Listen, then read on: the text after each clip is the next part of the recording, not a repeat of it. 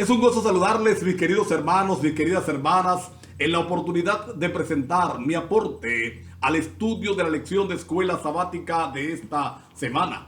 Agradezco a Dios por su cuidado protector, por su compañía y dirección y por el privilegio que nos concede que a través de estos medios podamos unirnos para estudiar la palabra de Dios, los principios que el Señor tiene en su lección de escuela sabática, y no solamente asimilarlos, aprenderlos, sino clamar al Señor para que podamos colocar cada uno de esos principios en práctica para honra y gloria de nuestro Dios. Este trimestre estamos estudiando una lección por lo demás muy interesante, con pensamientos bastante certeros, especiales, una profundidad interesante en el tema del descanso, y de hecho el título del trimestre es Descanso en Cristo. La lección número 6, que es la que corresponde para esta semana, lleva como título Cómo hallar descanso en los lazos familiares. Es una lección que nos incumbe a todos, que nos compete a todos, pues todos somos parte de una familia. Y nuestras familias, por estar de este lado de la eternidad, por estar todavía en este mundo de pecado, no son perfectas. Definitivamente no hay una familia perfecta. Y esa imperfección trae muchas veces dolor, trae muchas veces angustia, trae muchas veces heridas. Y entonces vamos a estudiar en esta semana cómo podemos nosotros hallar descanso en el Señor a pesar de nuestras familias. Y hay un pensamiento en la introducción de esta semana que me llama poderosamente la atención. Es una verdad muy grande, del tamaño de una catedral. Dice el autor que podemos elegir muchas cosas menos a qué familia pertenecer. Y es verdad que nosotros, tú y yo, hemos nacido en la familia que nacimos, buena o mala, regular o disfuncional por completo. Hemos nacido sin nosotros haber opinado, sin haber tomado en cuenta nuestra opinión, sin saber si nos gustaba o no. Simplemente nacimos allí. No podemos escoger a qué familia pertenecer. Y agrega el autor de la lección que las relaciones familiares son en la mayoría de los casos complicadas y dolorosas. ¿Por qué? Ya lo dije, estamos de este lado de la eternidad. Estamos en este mundo de pecado gobernado, como lo vamos a ver más adelante, por el enemigo. Y entonces necesitamos encontrar en Dios el poder para vencer. Esta semana hemos estado mirando la historia de José. Y como lo vamos a ver más adelante, un José que crece en una familia completamente disfuncional. Pero a través de la historia de José, vamos nosotros a entender cómo Dios quiere traer sanidad y descanso emocional en medio de nuestras familias o en medio de nuestras relaciones familiares disfuncionales. La primera sección de esta semana llevó como título Disfunción en el hogar. Y si alguien sabía de lo que era un hogar disfuncional, era José. Si alguien entendía lo que era un hogar disfuncional y los problemas que acarrea un hogar disfuncional, era José. Imagínense, podíamos ver esos problemas desde su bisabuelo, Abraham y Sara. Ustedes recuerdan la historia de Abraham, ¿verdad? Abraham, Dios le había prometido un hijo. Un día Sara le dice: mira, Dios es muy bueno, Dios tiene buena intención, quiere darnos un hijo, pero no puede. Así que ¿por qué no tomas a mi sierva Agar y tienes descendencia de ella para yo criarlo y entonces sea mi hijo? Abraham obedeció la voz de su esposa. Agar sale embarazada y entonces van a comenzar las rivalidades entre estas dos familias, la familia de Agar y la familia de Sara, los descendientes o el descendiente de Agar con el descendiente de Sara. Definitivamente un problema que hasta hoy todavía lo estamos pagando. Ustedes recuerdan a Isaac. Isaac siempre tuvo un hijo preferido, a Esaú, y siempre quiso favorecerle, De hecho, aún contradiciendo la orden de Dios, quería darle la progenitura a Esaú. Y Jacob pasó toda su vida tratando de ganar el aprecio de papá. Jacob mismo no fue la excepción. 4 mujeres. Fue engañado, se le dio una esposa que no era la que él quería. Luego entonces trabajó por la que quería. Cada una de ellas empezaron a rivalizar para ver quién le daba más hijos. Tanto así que agregaron a sus siervas también. Así que 4 familias diferentes creciendo en el mismo hogar. Y para colocar la guinda en el pastel, entonces Jacob echa más leña al fuego, teniendo a un hijo favorito, favoreciendo en todas las cosas a José, favoreciendo en todas las cosas a este muchacho. Los hermanos de José no eran ningunas estrellas, no eran ningunas joyas. Ustedes recuerdan, jovencito, ya habían masacrado a los hombres de Siquén. Rubén había impuesto su autoridad y se había acostado con Bilha, concubina de Jacob, sierva de Raquel y madre de algunos de los hijos que Jacob tenía. Judas o Judá. Entonces confundió a su nuera con una prostituta y tuvo de ella mellizos. Así que no era una familia nada normal definitivamente. Y se agrega, como ya dije, al problema el hecho de que Jacob hacía muy visible su preferencia por José. Le regaló un vestido, una túnica de colores que le daba, que le indicaba la autoridad que tendría sobre los demás hijos. Indicaba que para Jacob José iba a ser el principal. Ahora mira qué interesante, porque en este segmento de la lección vamos a recordar que Abraham, Isaac y Jacob aparecen en la lista de los héroes de la fe de Hebreos capítulo número 11. Y aparecen allí no por tener familias perfectas, no por ser perfectos, sino a pesar de su imperfección y a pesar de sus familias disfuncionales. Y aquí encontramos la gracia del Señor, como lo vamos a ver más adelante. La gracia redentora de nuestro Dios, que a pesar de nuestras circunstancias, que a pesar de los errores que nosotros mismos vamos a acarrear sobre nuestras vidas y sobre nuestras familias, Él siempre está dispuesto a perdonarnos, Él siempre está dispuesto a socorrernos, Él siempre está dispuesto a darnos la victoria. Él siempre está dispuesto a colocarnos como un héroe de la fe. La segunda sección de esta semana, escoger un nuevo rumbo. Y vamos a encontrar que José es vendido como esclavo por sus propios hermanos. Un día Jacob le pidió a José que llevara alimento a sus hermanos, que fuera a ver cómo estaban. Él los encontró y cuando ellos le vieron de lejos, entonces tramaron un plan para liquidarle. Y si no es por la intervención de Rubén, José hubiera muerto allí mismo. Y ahora imaginemos el profundo escándalo, la profunda tristeza, el profundo dolor que pudo haber embargado el corazón de José. No nos podemos ni imaginar. Nosotros leemos la historia en la Biblia y nos parece una historia tan simple. Estamos acostumbrados quizás a verla en comiquitas, a verla en dibujos animados, y entonces pensamos que fue un dibujo animado. Pero imaginemos a aquel muchacho lanzado en la cisterna, los gritos desgarradores pidiendo a sus hermanos piedad, y luego cuando él ve que es vendido a unos extranjeros que le van a llevar lejos de casa, y no para vivir una vida cualquiera, sino la vida de un esclavo. Tiene que haber sido un momento devastador para José. La descripción que hace Elena de White en Patriarcas y Profetas es muy diciente.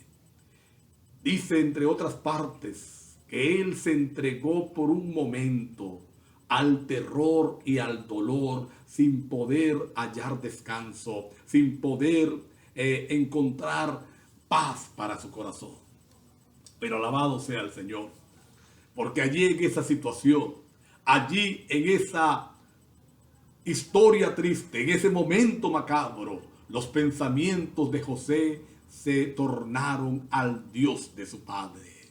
Y decidió allí en ese lugar que el Dios de su padre sería su Dios. Y se entregó por completo al Señor. Entregó su vida a Él. Y le dijo al Señor: Señor, por favor, acompáñame a esa tierra donde voy.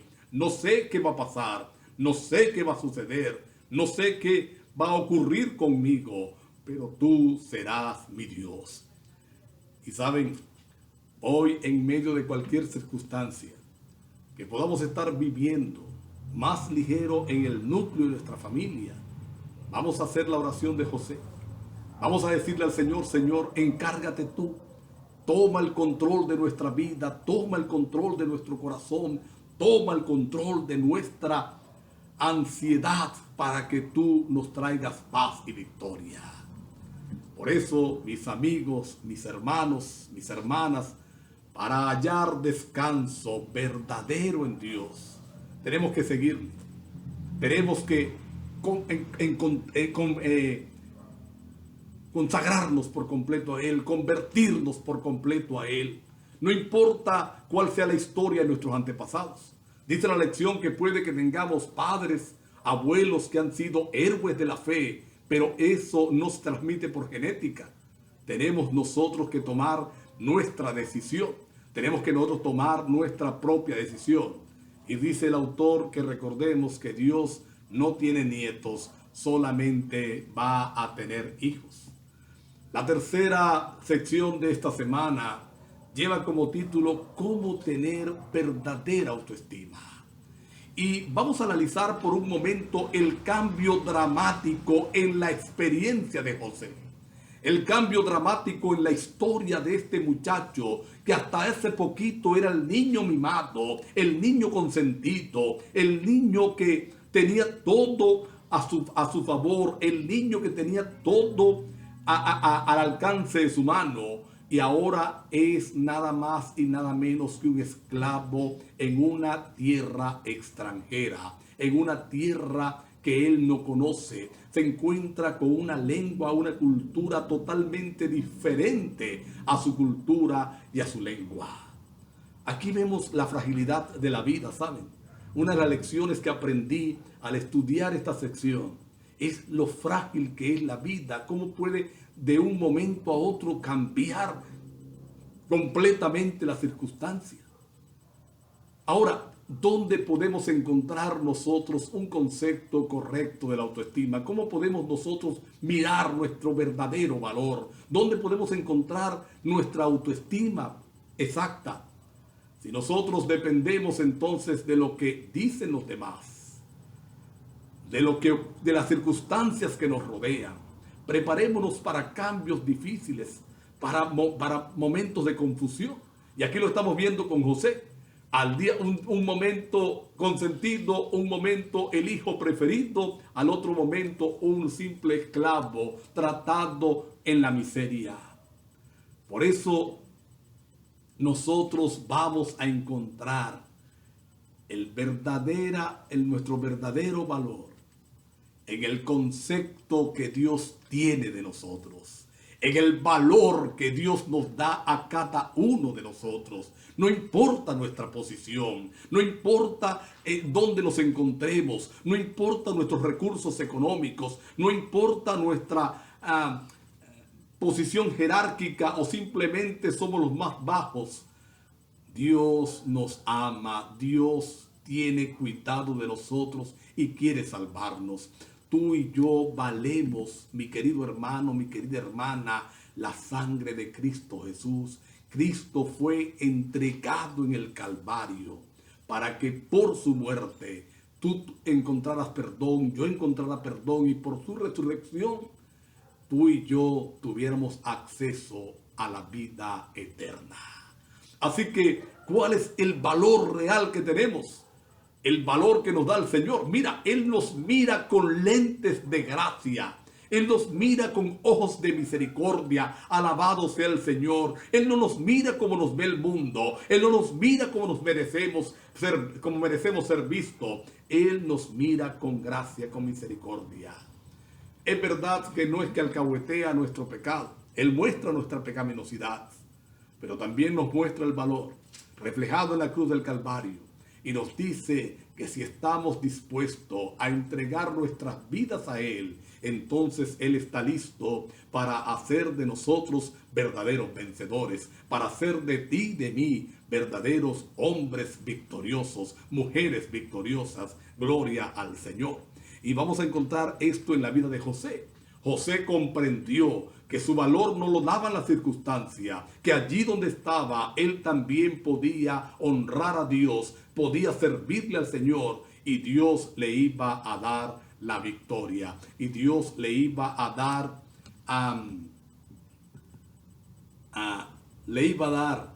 entonces la suficiencia para ser un vencedor, como lo vamos a ver un poco más adelante. La próxima sección de esta lección se tituló Relacionarnos a la manera de Dios. Y al principio la historia de José da un giro positivo. Llegó siendo un esclavo en una tierra extraña. Nadie le tuvo consideración. A un esclavo no se le tiene consideración. A un esclavo no se le tiene respeto por nada. Yo me imagino los golpes, los latigazos, los insultos que este hombre recibió al principio de su experiencia de esclavo. Pero Dios estaba con él, alabado sea el Señor. Y él entendió que Dios estaba con él y se propuso hacer todo bien, tanto que dice la palabra de Dios que llegó a ser el mayordomo de toda la casa de su amo Potifar. Y que Potifar no se cuidaba de nada, sino solamente de lo que iba a comer. Y reservó solamente a la esposa. Todo lo demás lo manejaba José. Y Potifar sabía que le iba a ir bien. Pero el diablo nunca está contento. Y él siempre está buscando destruir. Y ahí estaba la esposa de Potifar.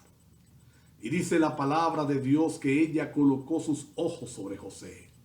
La Biblia menciona que José era de bello aspecto y parece que esta belleza, en lugar de una bendición, fue un tropiezo para él. Se convirtió en una especie de trampa. Aquella mujer le insistía, pero hay algo que me llamó poderosamente la atención de esta sección que quiero resaltar en esta oportunidad. ¿Cómo fue que José venció? Es una pregunta interesante, porque creo que todos pueden ser sometidos a esta misma prueba. ¿Cómo fue que José venció? Dice la lección, recordándonos lo que dice el espíritu de la profecía, que José aprendió a vivir en la presencia de Dios. Aprendió a vivir como si Dios estuviera allí donde él estaba, que realmente estaba allí. Muchas veces nosotros olvidamos que Dios nos ve. Pensamos que nadie nos está viendo. Pensamos que nadie nos está oyendo. Pensamos que nadie nos está observando, pero Dios nos ve. Y cuando aprendemos nosotros a vivir en la presencia de Dios, a entender que Dios está allí, entonces nos cuidaremos de pecar. Podremos expresar como José, ¿cómo pecaría yo contra Dios haciendo este mal tan grande? ¿Cómo podría yo ofender a un Dios que me ha dado tanto? A un Dios que me ha traído la victoria. Es verdad que si José se hubiera acostado con la esposa de Potifar, a lo mejor nadie se entera, pero Dios sí se hubiera enterado. Dios sí lo hubiera sabido. Y a José no le interesaba qué pensaban los demás, le interesaba qué pensaba Dios. Pero hay otra lección que aprendemos en esta sección. Hay otra lección que podemos extraer. Es el hecho de cómo José entendió que las relaciones interpersonales no dependían de lo que ocurría afuera, dependía de él. Así que él decidió amar y trabajar y hacer todo bien, aunque las circunstancias que le rodeaban no eran la mejor, aunque había trampas, aunque había allí celos, envidia, rencor, deseos de dañarle. Él estaba haciendo las cosas como Dios había ordenado, como Dios había hecho. Por supuesto, el negarse a la esposa de Potifar le trajo problemas. Y la última sección de esta semana lleva como título El gran conflicto en la intimidad. José termina en la cárcel. Y sabes, el hecho de que José terminara en la cárcel es una evidencia de que Potifar no creyó la acusación de la mujer. Creyó en José, pero él debía guardar su reputación, guardar las apariencias. Él tenía que cuidar. Así que condenó a José a la cárcel. José pudo haber dicho: ¿de qué me valió ser fiel? ¿De qué me valió a mí hacer las cosas como Dios ordenaba? Si mira dónde estoy. Pero José, aún en la cárcel, floreció. Aún en la cárcel prosperó y empezó a hacer relaciones correctas. Se identificó con los expresos, se identificó con los de la cárcel, se identificó con el panadero y el copero cuando fueron traídos allí a la prisión. Y pronto llegó a ser allí uno de los jefes de la misma. Saben, mis amigos, saben, mis hermanos, los conflictos familiares, los conflictos interpersonales son un reflejo en miniatura del gran conflicto. Es decir, allí vamos a ver el accionar del bien y del mal. Satanás desea usar todas nuestras relaciones, especialmente las más cercanas, para herir, para ofender, para dañarnos, para frustrar los planes divinos, para frustrar los planes del Señor. Pero la lección termina invitándonos a cada uno de nosotros a seguir el consejo del apóstol Santiago. Si alguno tiene falta de sabiduría, ¿qué debe hacer? Pedirla a Dios. La sabiduría divina nos hará vencer en medio de toda circunstancia difícil que nos toca vivir, en medio de nuestras relaciones disfuncionales, los problemas de padre, de pareja, de hijos. Si somos esposos, hay dificultades. Si somos padres, hay dificultades. Si estamos en nuestro rol de hijos, hay dificultades. Pero en todas ellas, Dios quiere darnos sabiduría para enfrentarlas, llevarlas adelante y, como José, ser un victorioso. Si alguien estaba condenado a no servir para nada, era José. El contexto familiar era terrible, pero cuando colocó a Dios en primer lugar, cuando colocó al Señor como el Señor de su vida, entonces fue un vencedor. Dios nos ayude a colocar a Dios en primer lugar. Vamos a inclinar nuestro rostro para ir orando. Querido Padre que estás en los cielos, gracias por esta lección. Gracias, mi Señor, por la historia de José. Gracias por mostrarnos cómo, si te colocamos a ti en primer lugar, aún en nuestros problemas, en nuestras relaciones críticas, podemos encontrar descanso, paz y victoria en ti. Gracias, Padre, en el nombre de Jesús. Amén.